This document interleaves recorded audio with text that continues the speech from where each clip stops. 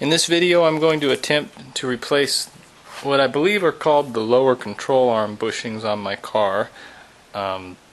Symptoms are a loud clunk when I step on the brake. It's from these loose bushings. I ordered a set on eBay. They were quite a bit cheaper than if I were to buy them from BMW. They were about $40 for the set. To repair them, I got the car up on these ramps. I might have to use a jack later on to get the pressure off of the front wheels. In order to access the bushings, I need to remove this lower plate here and then remove the bushing itself, which is on the end of this control arm right here. I should mention this procedure should work on all 3 Series BMWs from year 2000 to 2005. First, I need to get a Phillips screwdriver and remove these 3 little screws holding this plastic deflector to this metal plate. I loosened the 3 screws, and now these 2 pieces are separated. I think that will give enough room to remove the plate. Next, I need to take a 16mm socket and remove the bolts holding the plate to the frame of the car. Okay, removing the rear bolts first. First 2 bolts out. Now I'm going to remove these rubber stoppers and remove the 4 front bolts. Rubber stoppers removed. Now I can access the bolts.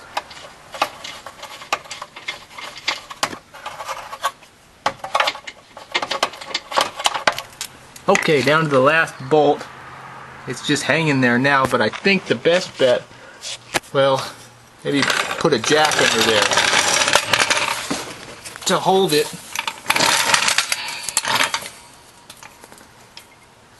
Put some upward pressure on it while I get that last bolt out.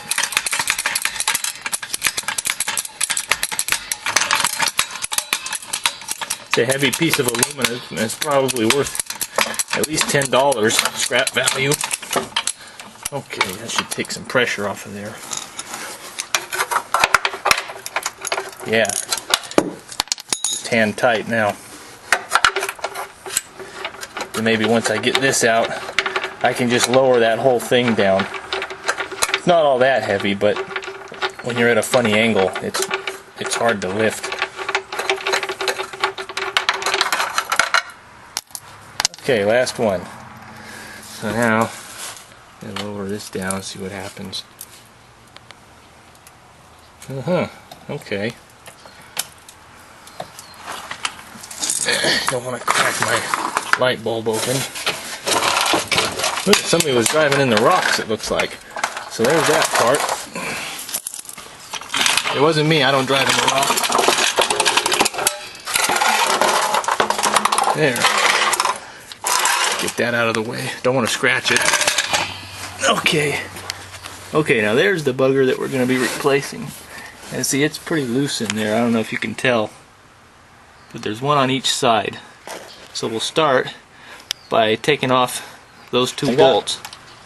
One of the bolts out. On the last one now. There's not a lot of pressure on this thing from it still resting on the wheel.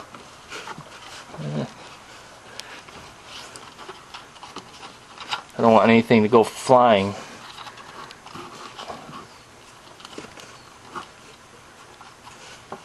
Doesn't feel like it's got a lot of pressure on it, so we'll press on. We'll take this bolt out. Try to keep my hand clear. Parking brake is set.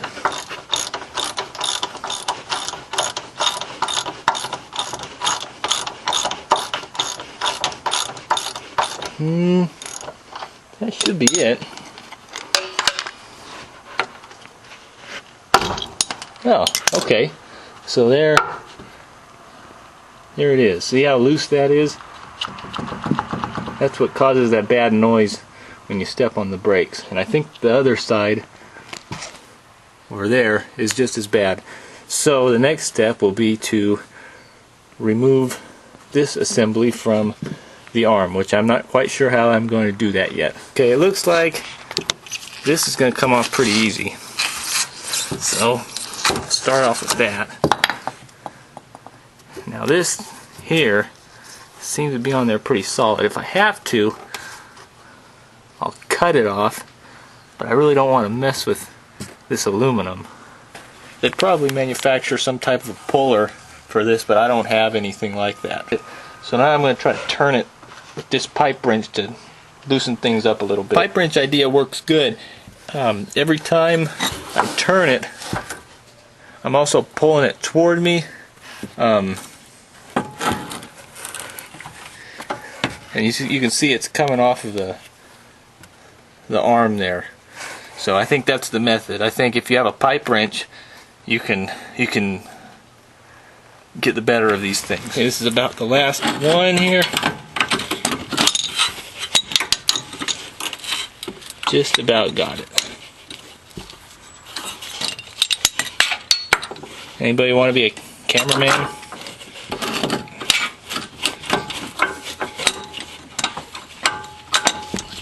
Almost there. Aha.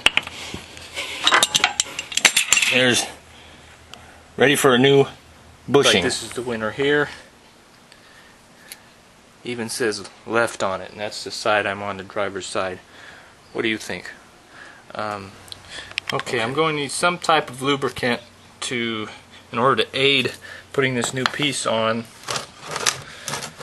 I think dish soap is the most benign choice. I don't want anything to deteriorate the rubber, so that's what we're going to try first. Put some dish soap on here.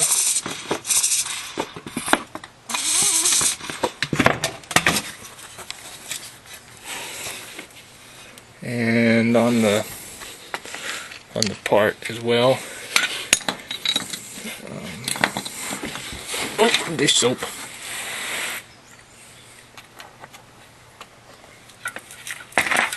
I'm afraid this is not going to be easy, but we'll try. Okay, it's coming along. It's not as bad as I had feared. Just, I don't know how much needs to go on there. I suppose when it gets lined up with the bolt holes. Oh, now maybe not.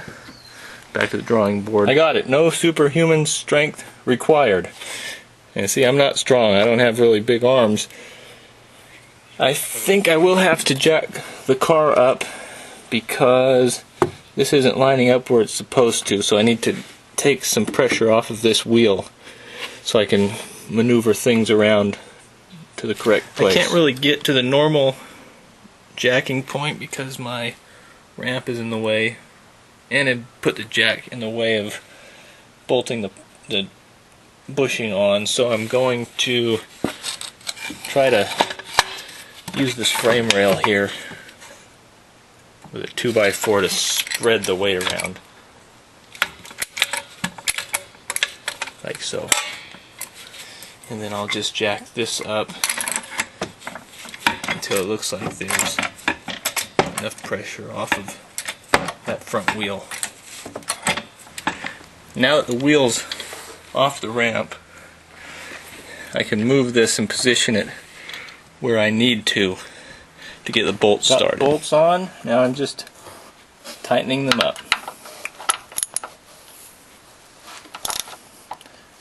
Even though this is kind of a pain, it is nice of the engineers to make all the bolts the same size. All you need for this job is a 16mm socket and a Phillips screwdriver and a pipe wrench and some dish soap, at least all so far. So we have the first one done. Now let's just repeat on the other side. Hopefully that exhaust pipe isn't in the way. Shouldn't be.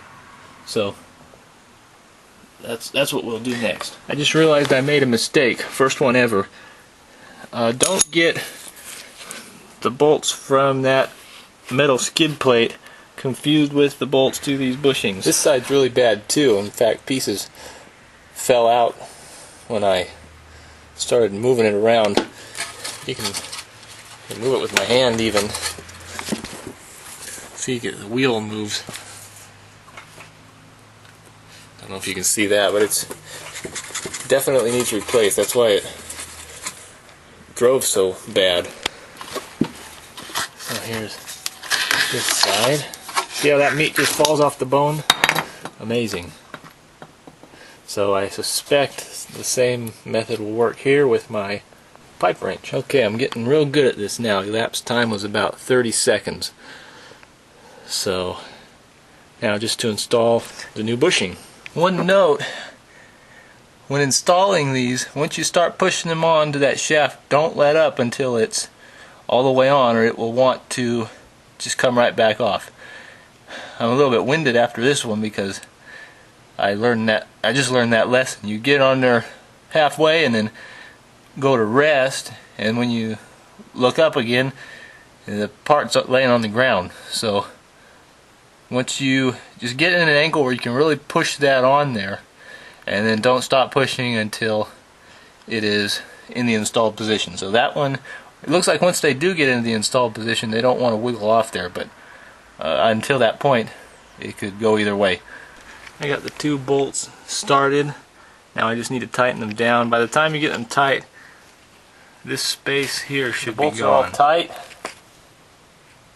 Everything looks good. I checked the other side too, just to make sure everything was tight. They probably mentioned something called a torque wrench in the manual, but I'm not sure what that is. I just tightened them down pretty good.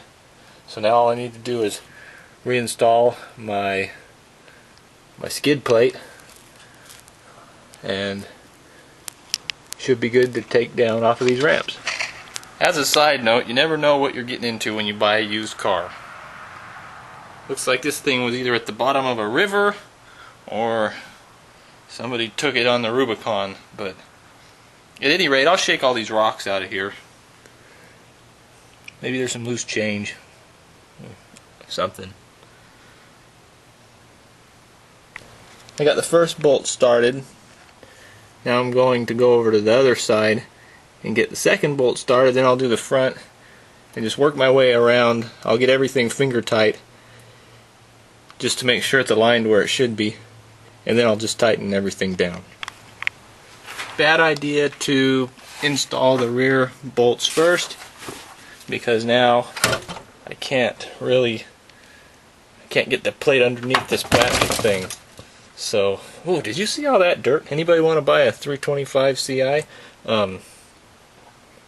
Yeah, so I'll take at least one of these off and get it all lined where it should be. As a matter of fact, that should help. I'll get that underneath there, and it'll hold it while I put the bolts in again. So, minor setback. All 8 of the bolts holding the plate are installed and tightened down.